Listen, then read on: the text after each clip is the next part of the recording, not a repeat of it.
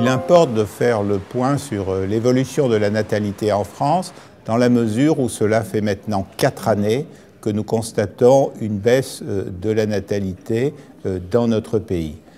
Il est donc normal de s'interroger sur cette évolution qui détonne par rapport à une situation antérieure où la France, d'une part, avait connu un renouveau démographique extrêmement intense après-guerre et où la situation de la France se caractérisait par une fécondité nettement plus élevée que dans les autres pays européens.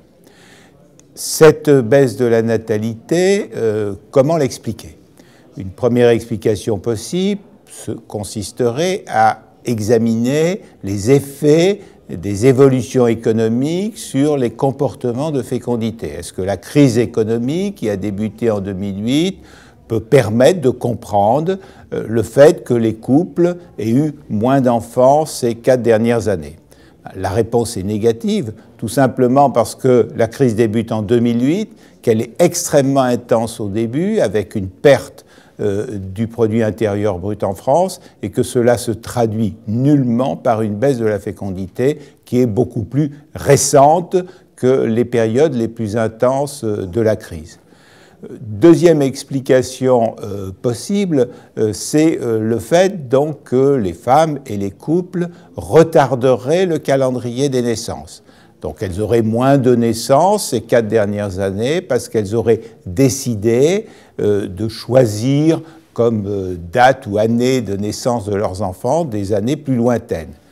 Il est vrai que ce phénomène s'est exercé dans le passé, entre l'allongement des études, entre l'entrée plus tardive sur le marché du travail, eh bien, un certain nombre de couples ont décidé l'agrandissement de leur famille à un âge plus avancé et l'âge moyen des mères a augmenté. Mais ce qui était vrai dans les passés n'apparaît plus pour ces dernières années, puisque cette augmentation ne se constate plus et donc cette cause ne peut pas être avancée. Troisième élément possible, c'est tout simplement le fait que le nombre de femmes en âge de procréer diminuerait de façon importante et donc en conséquence le nombre de naissances aurait tendance à baisser. Là aussi, cette cause a pu jouer à certaines périodes de l'histoire démographique de la France, mais ce n'est absolument pas le cas pour les dernières années. Il est donc nécessaire de trouver une autre cause. Et par exemple de s'interroger sur la façon dont les Françaises et les Français ont ressenti les évolutions de la politique familiale qui ont connu de très grands changements au cours de ces dernières années. Il faut rappeler en effet que la politique familiale n'est pas neutre, que ce soit en France ou dans les pays étrangers. De nombreuses études scientifiques montrent que les comportements de fécondité des couples sont influencés par les décisions de politique familiale. Et d'ailleurs, concernant la France, si nous étudions la politique familiale de la France depuis un demi-siècle, nous voyons que les hausses ou les baisses de la fécondité sont à chaque fois consécutives à des changements positifs ou négatifs de politique familiale. Or, il faut bien constater que ces dernières années, la politique familiale a subi des changements structurels. Il s'agit par exemple de la mise sous condition de ressources des allocations familiales, ce qui n'avait jamais été fait sauf 9 mois, mais avait été supprimé à la demande de la gauche plurielle il y a une vingtaine d'années.